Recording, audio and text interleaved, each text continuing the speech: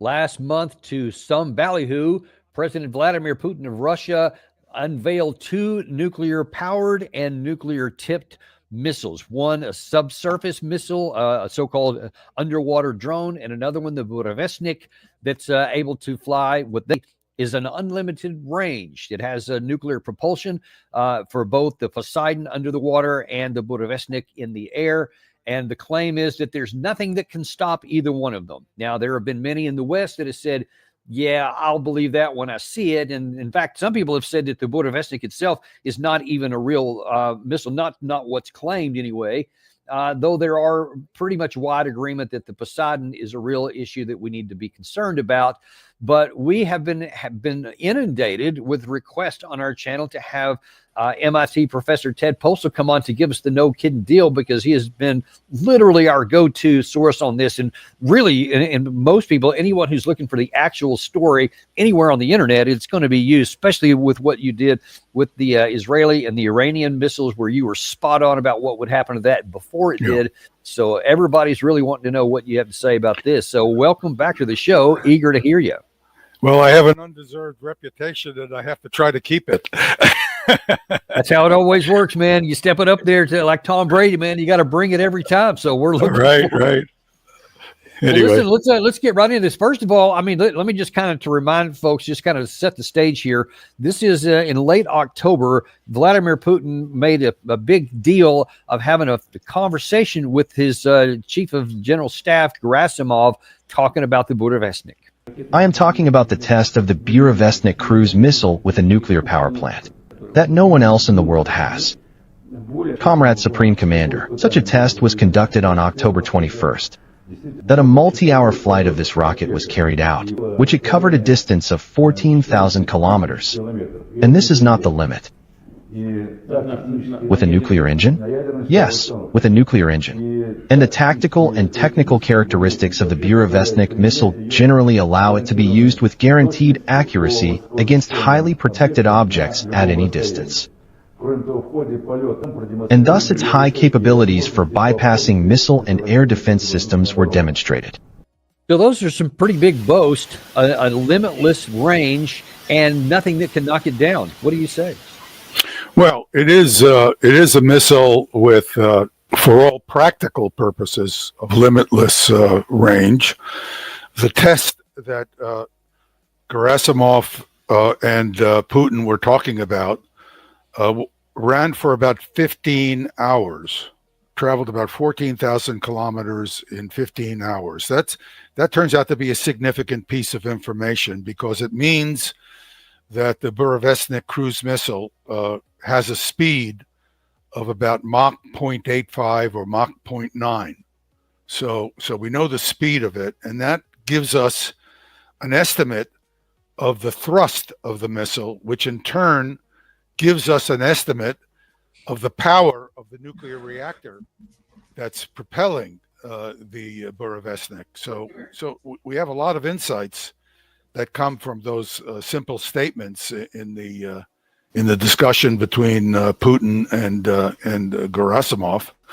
And what I'll do is explain what this missile looks like as best we can tell. There are clearly uncertainties in what I know. I'll try to be very clear where there are uncertainties.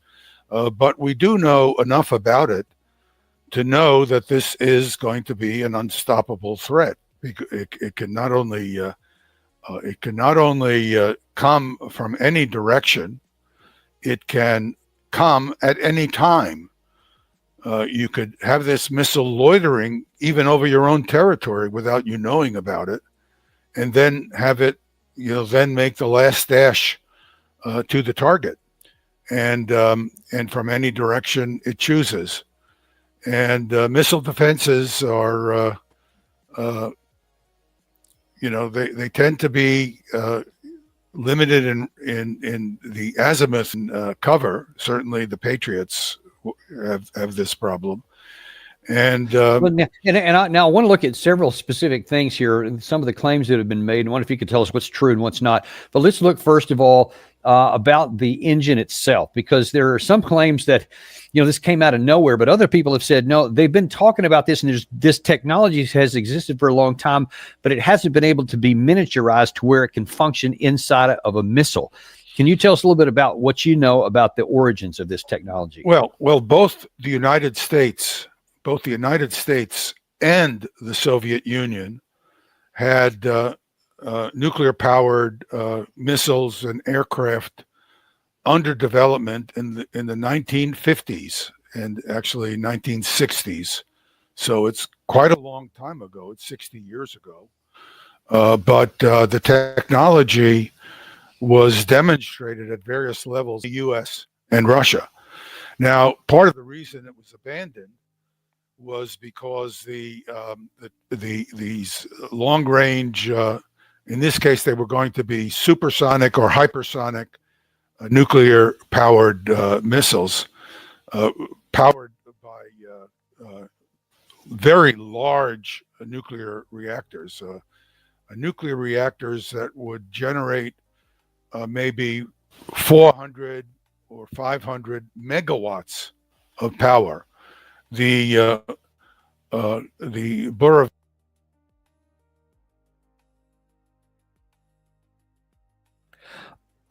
Ted, can I ask you to maybe take your headphones off, because your audio is kind of coming in and out. Maybe just disconnect them and just go straight with your audio on your computer.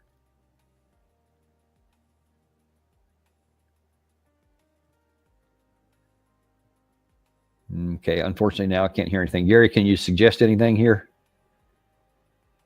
He actually might have to go out completely and then come back into the studio. Okay, to re-engage. Yeah, Ted, if you can go ahead and do that. Yeah, Ted, go out of the go out of the studio and then come back in. Meanwhile, while he's doing that, Gary, put that full screen up. We have some breaking news, actually. We got right before we came on the screen here. Is that the UK has suspended its intelligence sharing with the US over these boat strikes in the Caribbean Sea in a major break from the United States. But one of the reasons that they're claiming that they're doing this is because they are not convinced of the legitimacy of the intelligence. They are not convinced of the legality of the actions that we were taking. And this is something we've been talking about literally since the first strike, is that the intelligence, it seems very spotty. We've never been able to see any of it. We've just been told to trust the government. And yet there's now, I think as of today, 76 people have been killed, and they're now actually starting to expand some of the scope of where these strikes are going. And this is a real big problem. And listen, this is one of the things that why I've been warning about some of this, because it damages our reputation and our credibility. When we are no longer a nation governed by the rule of law, and we are running fast and loose with the rules just because we want to and we think we can, when you have finally even our literally closest ally, there is nobody closer of an ally to the United States than the UK is. And when they're making this really public break with the United States, and according to what is breaking on CNN, this actually happened about a month ago, so they didn't waste any time at all, but it wasn't made public. They were at least saying, all right, we'll just keep this on the down low, but they're not going to participate. Well, now it's come out. So it's a really kind of a big issue and an embarrassment, and something we need to pay a lot more attention to. Okay, so I see we're still, Ted is in the process of getting reconnected here. We'll have Ted go right back with us here in a second. But let's don't minimize this issue here. Just imagine UK, who's often been derided as being a poodle of the United States and a lapdog and just somebody who does whatever they're told.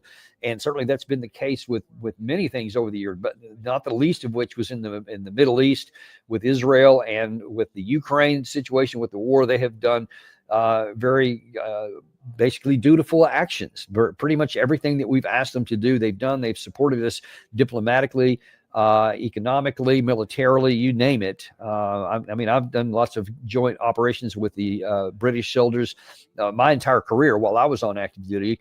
Everything from Desert Storm all the way up through all sorts of kind of other things in the Middle East, both in Iraq and Afghanistan. And now then, for them to come out and this to be one step too far for them, that really tells you something, because the British have not exactly been known as the Sunday school group that is worried about things being moral or immoral. But then when they've done this, that really tells us something. And I really hope that this gets our attention and that we get this problem fixed. We'll get you more to that as we get details. So far, it's just now breaking news. And now back to Ted Postol. We got you with you?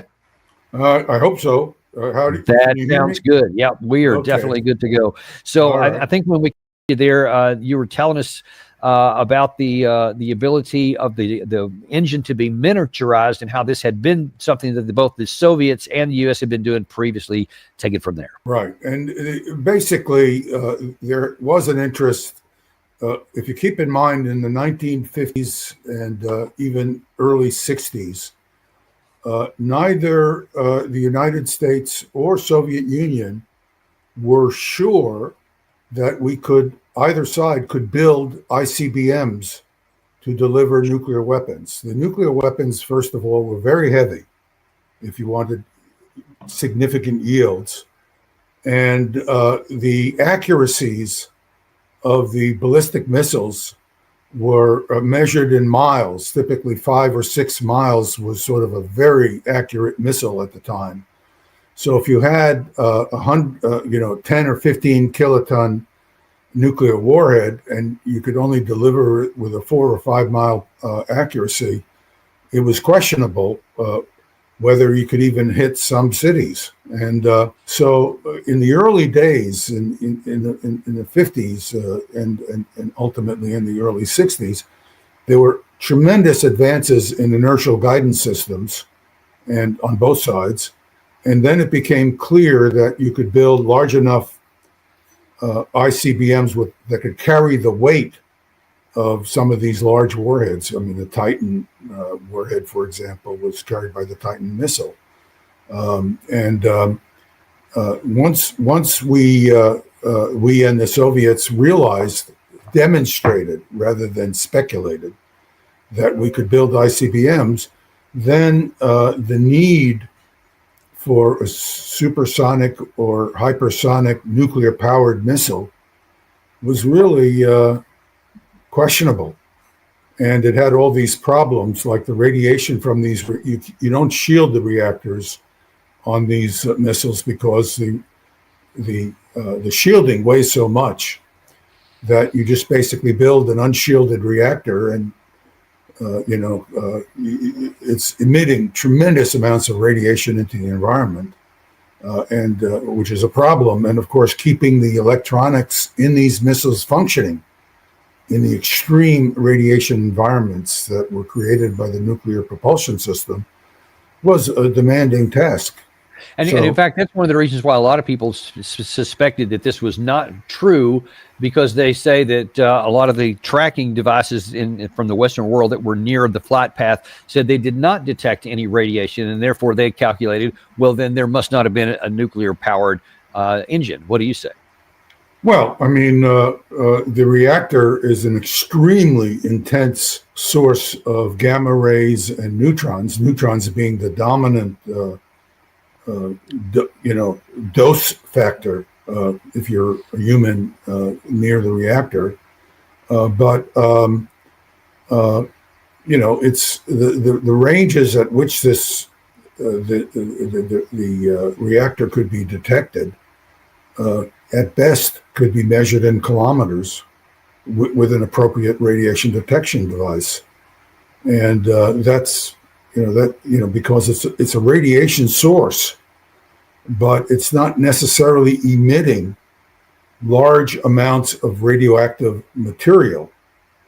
In other words, one of the problems associated with a nuclear propulsion system of this type is the air that passes through the reactor, because it's heating air directly, is irradiated. And so you do get radioactive air coming out, but the decay times for the radioactive air are relatively short.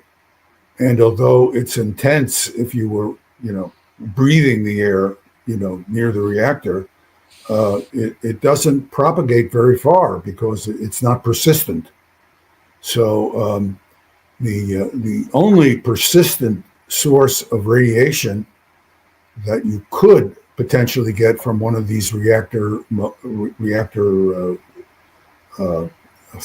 exhausts is if there was a lot of dust sucked up by the engine from the air, and this dust is particles that get radioactive as they're sucked through the reactor, and that they persist. But that's not a big source of radiation relative to real radioactive particles from the reactor itself. So it's no surprise at all that they're not detecting any radiation from this reactor. So what do you think changed? Because you were describing in the earlier phases of this technology development that there was all kinds of problems with the shielding and the radiation on the electronics, et cetera, but now then apparently they overcame that.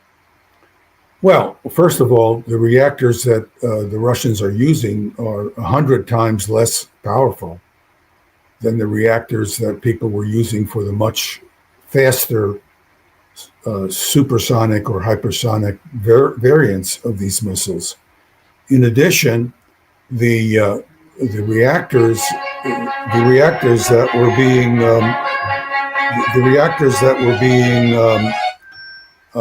tested at the time were on the ground. They have a test reactor. It's not flying in a device, and this stuff is sucking up dust from the ground. I mean, you can't do a test of a 400 megawatt reactor that's sucking in hundreds of kilograms per second of air, where you're not sucking in a lot of dust, and that dust gets irradiated. And you didn't want to be in those areas, behind the reactor probably when it was operating or afterwards. But if it were in the air at a high altitude, which is what they were planned to do, it would be, again, you wouldn't want to be in the path, but the path relative to the overall volume of air that it's functioning in would be, would not be enormous. And unless you were unlucky enough to be literally in the path of the reactor and stayed in it. Got it. Okay. I wonder if you can move on to the claim of it being indefensible. That Vladimir Putin said that no matter what, nobody has any defenses against it. We do have some defense against some cruise missiles. So some people argue that that's just an empty claim, and that maybe it's hard, but it's not impossible. What does your research tell you? Well, I think the shape of the nose, which we can see, I'll show you some images of the nose, is certainly it's designed, the shape characteristics tells you immediately that the radar reflectivity from the nose of the missile, which should be the dominant contributor to the radar reflection. You got it there. And that nose, actually, if you go to slide 11, I think it's slide 11. There we go. And then slide 12. If I got it right. I screwed up. I sent you. All right, it's okay. Slide 11 is good enough. If you see the shape of that nose, and you look at it up close, which we can see in slide 10, the note every there it is. Okay, all those surfaces are rounded. They're not sharp. And not only are they rounded, but I can guarantee you that there's radar absorbing material behind the surface that you see. So there's some kind of light paint on it, which may have radar absorbing materials within it. And then there's almost certainly radar absorbing material behind it. So the radar reflection from the nose, which is what you're going to see when it's coming at the radar system, is the air defense system. It's going to be very, very small. Wouldn't surprise me if it's well below 1/100th of a square meter. So it's also going to be coming in low, so there's going to be ground clutter, and these radars are not going to see it. They're just not going to be, between the ground clutter, masking the incoming missile, and the extremely low radar reflectivity of the missile itself. They're just simply not going to see this thing coming. I wonder if you can just briefly explain to us how the standard, I understand that there's limitations on our ability to intercept things under any circumstances, but let's just say in the best case scenario, if we have some advance warning of where a threat may come from, you said there's some issues about orientation. I don't know if that's of the attack Patriot radar. Yeah, so tell us a little bit about what a best case scenario looks like and what this can do to a best case scenario. Well, the Patriot radar has about 120 degrees of azimuth look. So if you want to search for 360 degrees azimuth, you need 3 of these radars. Set up looking in 3 per battery or per defended site. Per defended site. Each battery has 1 of these. So you'd have now. We have. The radar is a real bargain at $200 million,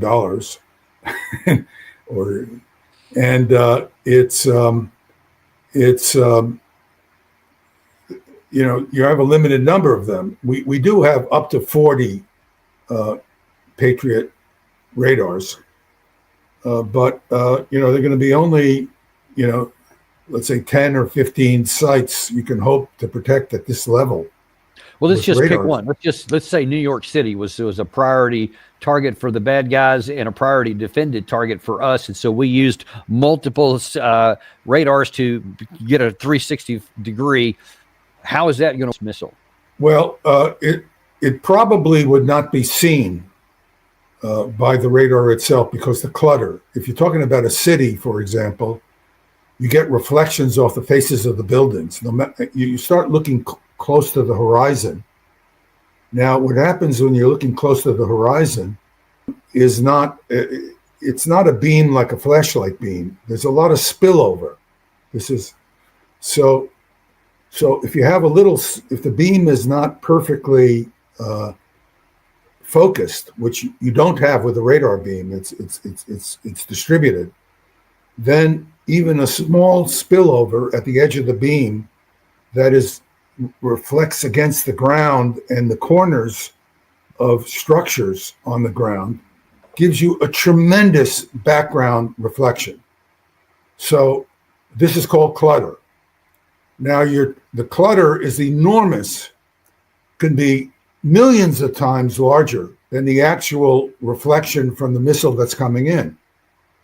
Now, in order to separate the signal from the clutter, you do what's called, you look for a slight frequency shift in the radar cross-section of the incoming missile. You try to use this frequency shift to separate it out, but there's only so much you can do. And when you look at the clutter rejection capabilities of the Patriot missile system, it's not up to the job. For example, we know that the Patriot missile systems in Iran did not even see in Syria, not in Syria, in Saudi Arabia, did not even see the incoming Iranian cruise missiles that destroyed all of these facilities in the oil infrastructure with the oil production facility. They just didn't even see them. Now, this cruise missile is going to be much lower radar cross-section than even the cross-sections of the cruise missiles that the Iranians used. So it's just not up to the job. It's just a matter of quantitative capabilities. Now, that's what we have right now. Now, according to the now Secretary of War back in May, we're about to get a foolproof method that will keep us safe for everything. This right here, the Golden Dome for America, is a game changer.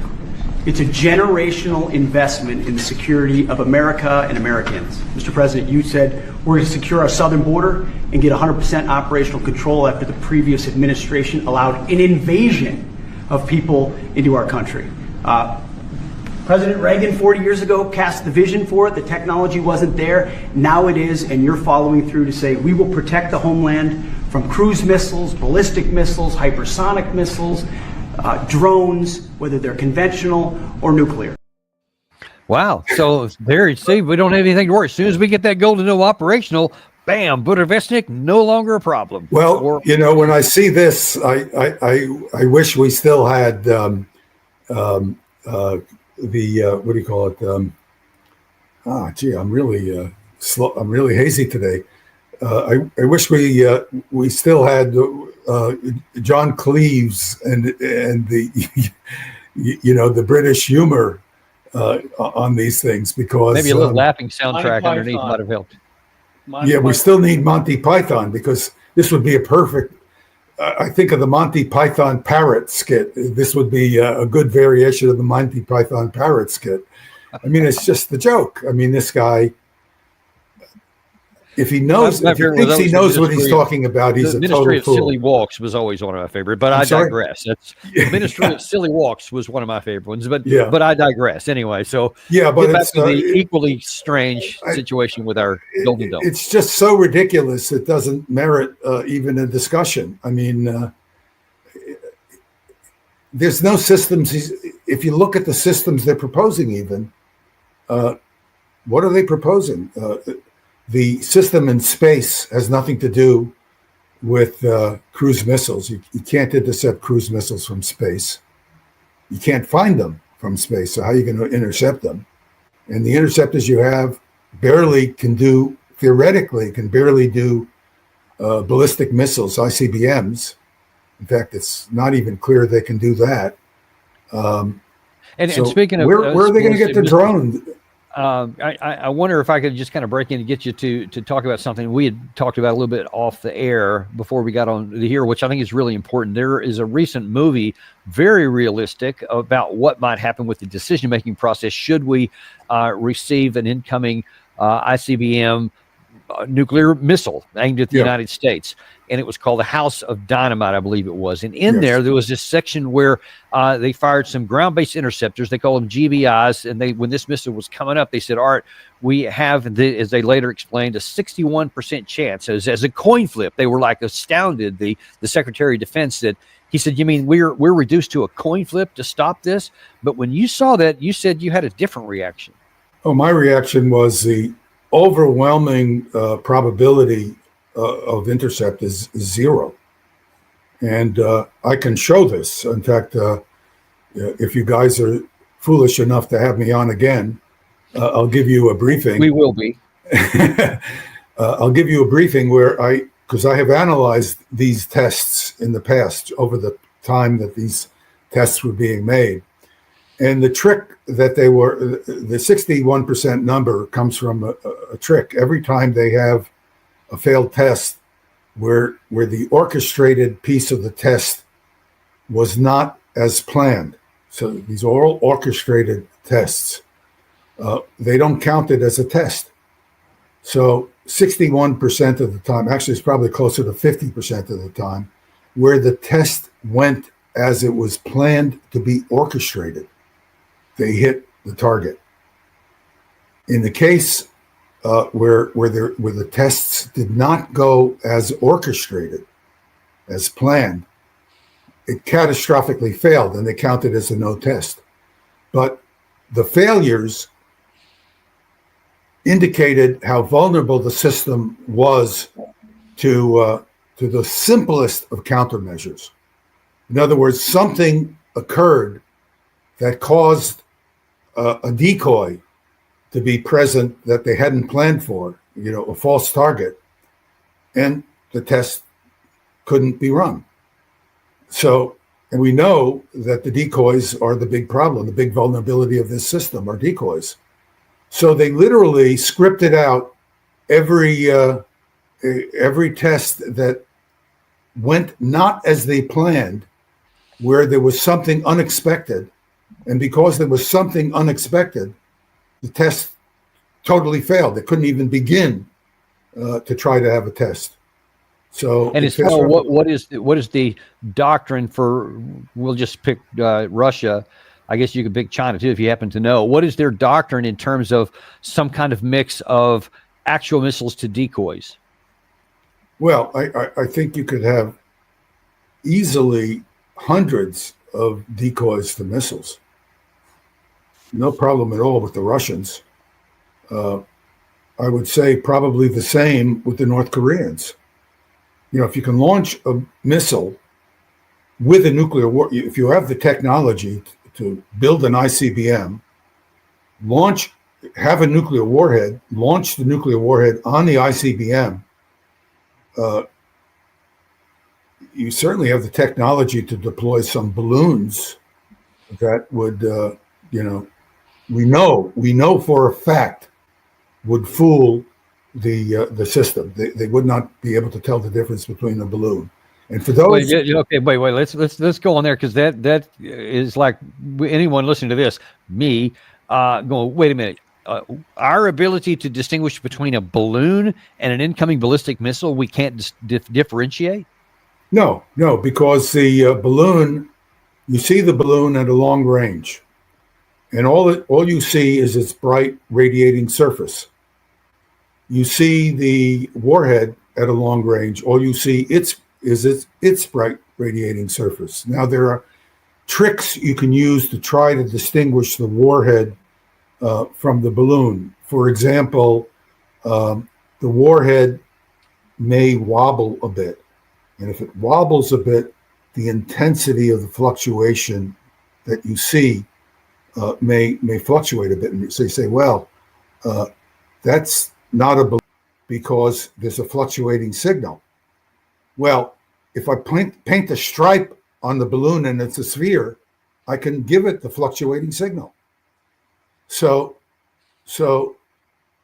I can take the warhead and put a balloon around the warhead, so it looks brighter than you expect the warhead to look. And then I can have lots of other balloons of different sizes and brightnesses around it. So you have no idea what you're looking at. Everything looks like a potential target. These are simple countermeasures that the Missile Defense Agency was clearly aware of. In fact, they changed. I can discuss this in a follow-on talk. When they discovered this vulnerability, they changed the decoy suite that they were testing against. They had these decoys that they were using that were too credible. So what they did is they changed the decoys to less credible decoys that they would have an easier chance to tell the difference. And incidentally, they still couldn't tell the difference. So, and by the way, do we use the same technology on our opponents? Do we use decoys as well? Oh yeah, we have all kinds of decoys, and I can show you pictures of decoys. I have pictures of decoys. I can show you in this, this talk I'll put together. Yeah. So I mean, it's zero is any informed guess. You would have to say must be zero. Maybe there would be a less than 1%, much less than 1% chance you would by accident hit a warhead relative to a decoy, but it would be below, well below 1%. There's no chance. Well, that is not entirely encouraging. Somewhat less than the perfect shot that the Golden Dome was claimed to have by the Secretary of War.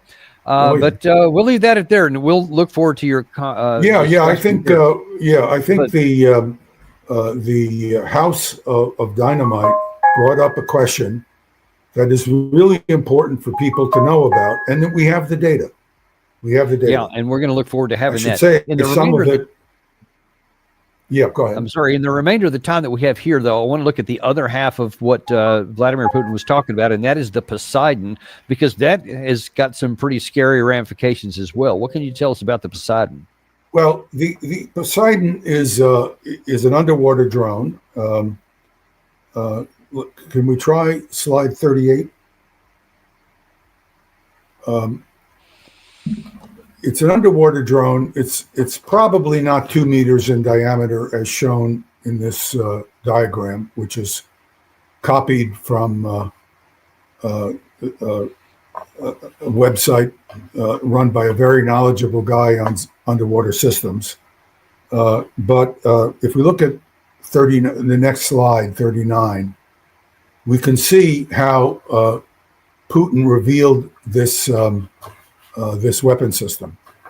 I mean, this is another Monty Python kind of situation, because supposedly this was revealed this is a television, this is a frame caught from a television video over the shoulder of someone who is presenting these slides to Putin. I think it must have been around 2015 or 2016, so quite a while back. It was still under development.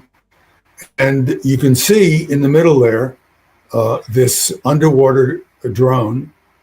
We can't see all the detail because the video was not that high resolution, but it was an accident, supposedly, where the television video camera caught this. And of course, the reporter got out of the Kremlin, all this stuff was just happened to be shown. But of course, anyone who has two neurons to rub together understands this was a purposeful example of Putin telling us what to expect.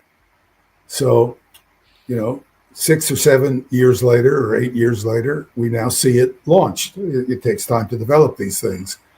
On the left front of this underwater drone, which probably displaces somewhere between 20 and 30 tons. So it's not a small vehicle. It's significant. Yeah, that's about the size of some of the World War II submarines, right? Yeah, it's a small submarine. Yeah, it's definitely a submarine. It's got a nuclear power plant in it, so it can run for an indefinite period of time underwater. And that forward section has enough volume to carry a 100 megaton nuclear warhead. Now, if you want to get a sense for, let's look at slide 41. It's carried in a submarine. It's an converted Oscar class submarine. The Oscar class submarine can carry up to 6 of these doomsday weapons. Why don't you go to slide 44, Gary? Here you are. And this is a cartoon again that shows the Oscar under the Oscar class submarine. It literally carries a mini sub.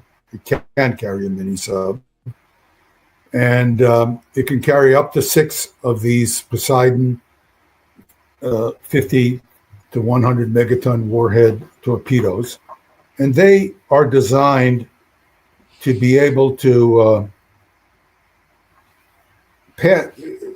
go into the harbor of a target city and detonate. Now, because the warhead is so enormously large, the warhead will create a thermal flash that can set fires at 30 to 40 miles. So that would be 45 to 60 kilometers from the detonation point in the harbor. So you'd burn an area down of maybe 3,000 square miles or 6,000 square kilometers. You'd set an area of that size on fire. Just to get a sense, if you look at slide 46, this is a very distant photograph of the detonation of the Tsar bomb, a 57 kiloton bomb. It could have been 100 megatons. I'm sorry, it was 57 megatons. Notice the cloud stem alone is around 10 kilometers. That's about 6 miles, just the stem. 6 miles. Yeah, and you can see the pedestal goes out to 30 kilometers. And if you want to get a sense of what this looks like, we can go back to, I'm just trying to, let's just go to the next slide, slide 47. I've shown you the fireball. This is Hawaii, for those of you who don't know it. So it's Honolulu. So this is a legitimate target. And the inner diameter shows you the area subjected to at least 5 pounds per square inch, out to a distance of 13 or 14 miles of blast overpressure. But that's really not the real killer. The outer yellow filled circle shows you the area set on fire by the thermal effects of the fireball. So it shows you the whole, everything in the island would be on fire. So if we go to the next slide, just to give you a sense, you have this 15-mile circle I showed there.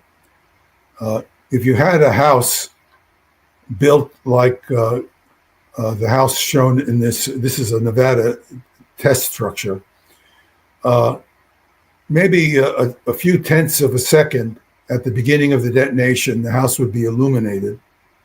And then within about 4 or 5 seconds, so 4 or 5 seconds, this is a long time, the fireball will grow to its maximum brightness, and it would be more than 200 times brighter than a desert sun at noon for 5 seconds. And you'd see the surface of this, everything would be on fire. So this is what would occur at the far edge of the island, even. In other words, if you were at the far edge. Now, you talk about it, but this one,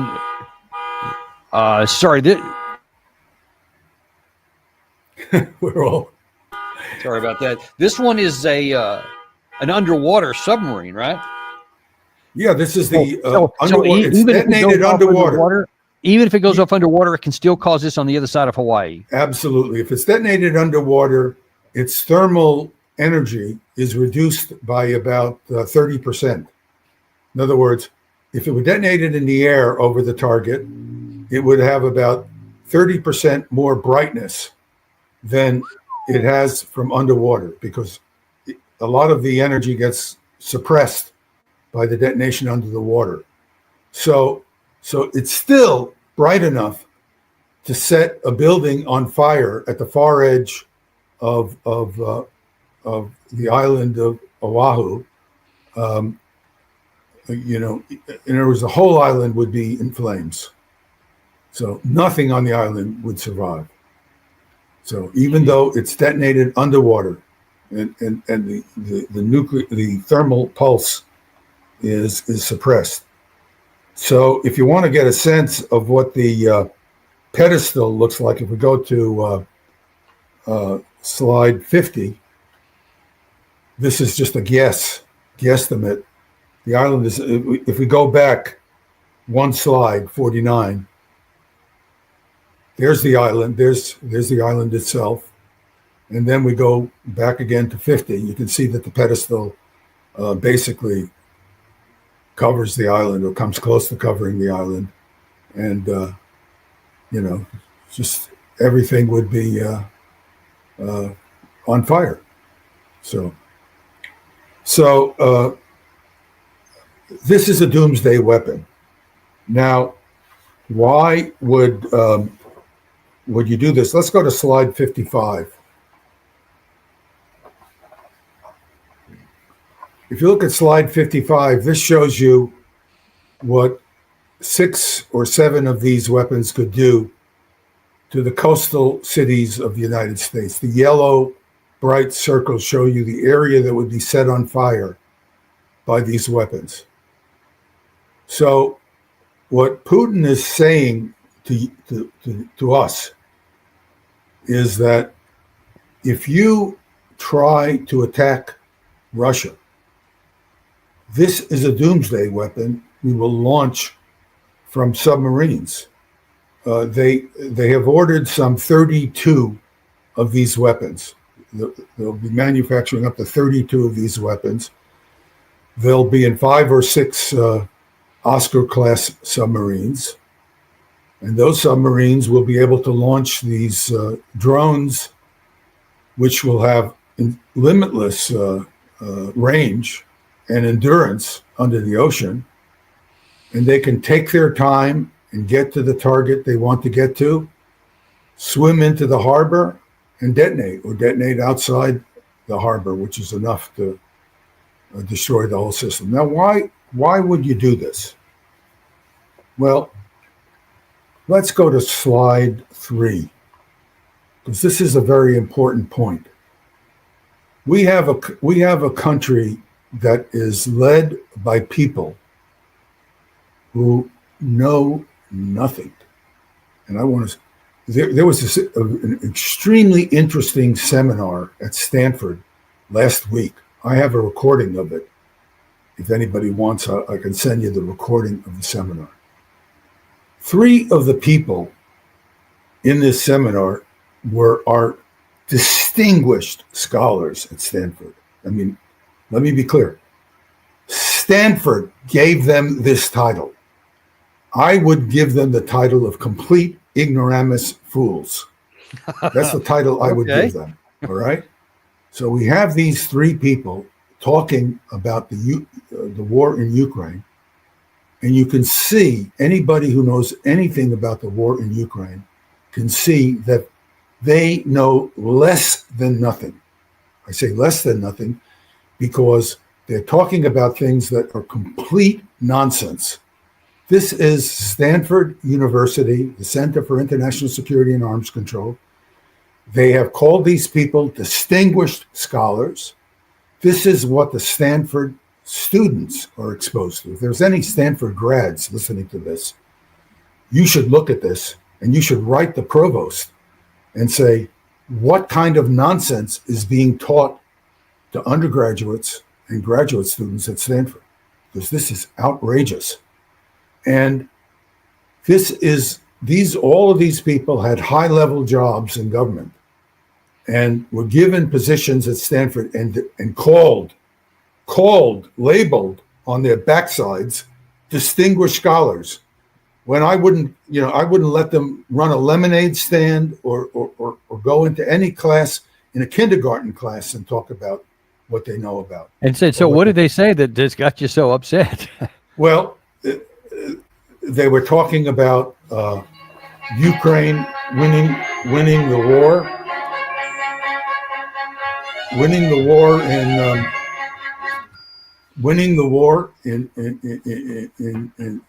the Ukraine war.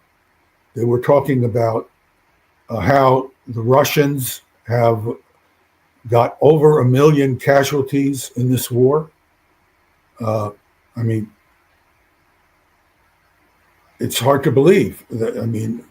How could you be following this war and know anything about the situation with the advantages of, for example, artillery advantages that Russia has relative to Ukraine, and the tactics of using artillery at long range to soften up targets and kill soldiers before you attack a target? I mean, how can you come up with these numbers and speak about them with authority? I mean, they're just talking with complete confidence. I mean, if you didn't know anything and you listen to these people, you would think that this war in Ukraine is still a contested matter. Now, this is a university that's Center for International Security. I mean, how can you be so ignorant? One of these people is a guy named Colin Cald. He was third-level guy at the Pentagon under Biden. The other person was worked for Jens Stoltenberg. That should tell you everything you need. Rose Gottemuller. Third was a former U.S. ambassador to Ukraine.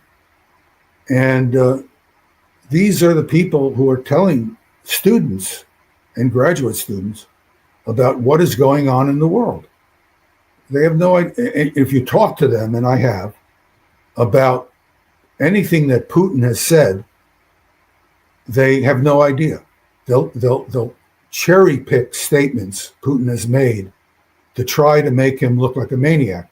Here's a statement that I thought we should go over with your audience to give you a sense. This is an impromptu statement that Putin made during the St. Petersburg International Economic Forum in June of 2016. He was just sitting there talking to a bunch of journalists. He got on the topic of nuclear deterrence. So he says, no matter what we said to our American partners. Now, this is Putin speaking right here. This is Putin. This is to curb the production of weaponry. They refused to cooperate with us. They rejected our offers and continued to do their own thing. Rose Gottemoeller, in this particular group of idiots, she was talking about how the Russians constantly refused to cooperate with the Americans. I can tell you, because I watched that in detail, because I was looking at the U.S. missile defense activities at that time, that it was the United States that rejected every offer that the Russians did. So she distorted this statement into the Russians being uncooperative, but in fact they were cooperative. Anyway, he goes on to say they rejected everything we had to offer. That's a correct statement he made, not the statement that Rose Gottemoeller made. That means we were right when we said they are lying to us. And incidentally, Gottemoeller, if anyone wants to talk to Anatoly Antonov, he will happily tell you that Gottemoeller lied to him repeatedly about U.S. missile defense activities. Incidentally, her people lied to the South Koreans about the U.S. missile defense activities in South Korea. I was furious about that, and I wrote her a note, which she never responded to.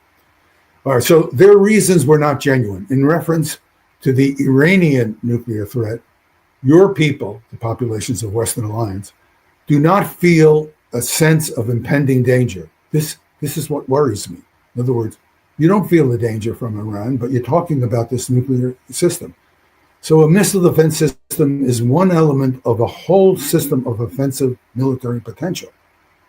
It works as part of a whole that includes offensive missile launches.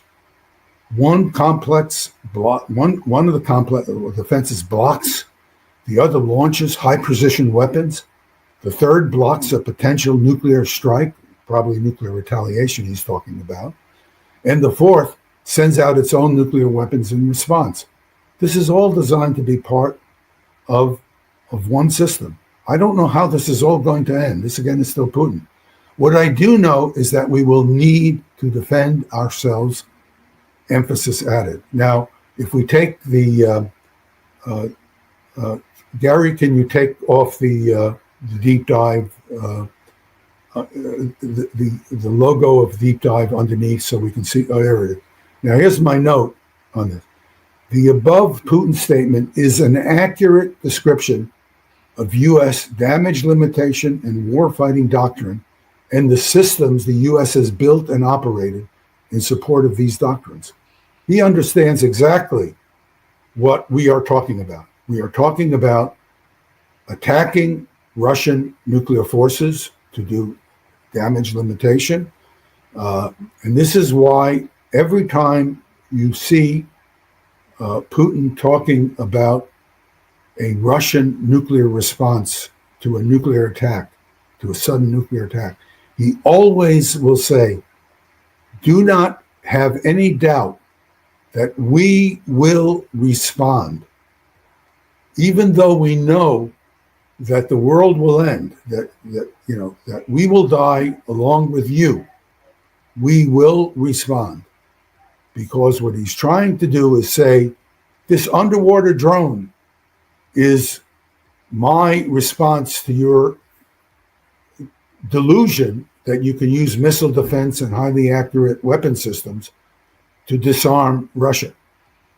I want to make sure that you understand, even if you're an idiot who knows nothing about who thinks that the missile defense can intercept 61%, which incidentally is just not true. It's zero. But if you were a president, you might actually believe that, because the 61% number comes from a military officer who comes from Strategic Command, who gave them this number because that's the number he believes it would be. He knows nothing. He's some 3-star general. He was told this number. He has no idea what he's talking about. He comes up with the number 61%. You know, it's ridiculous. And this is what a president is going to be told. So this is what Putin is worried about. He's worried about the stupidity of the bureaucrats in the system who then advise a president. And the presidents, notoriously, we know from history that presidents almost never know anything about the nuclear systems. I mean, it's such it's not a good situation for the guy who actually has control and command over that button. But listen, we just have to hope that he'll be watching our show today, and any future president will watch a video of your presentation here so that they will understand and will never even get close to using this, or we'll all pay a catastrophic price. But listen, I can't tell you how much we appreciate you coming on today and providing such precision and clarity over a very complex issue in ways that just any regular person can understand it. Thank you so much. Thank you. And we'll talk about the missile defense capabilities. We will definitely do that. It's 100% want to get that on the calendar and get that done, because that's also really important. Take care.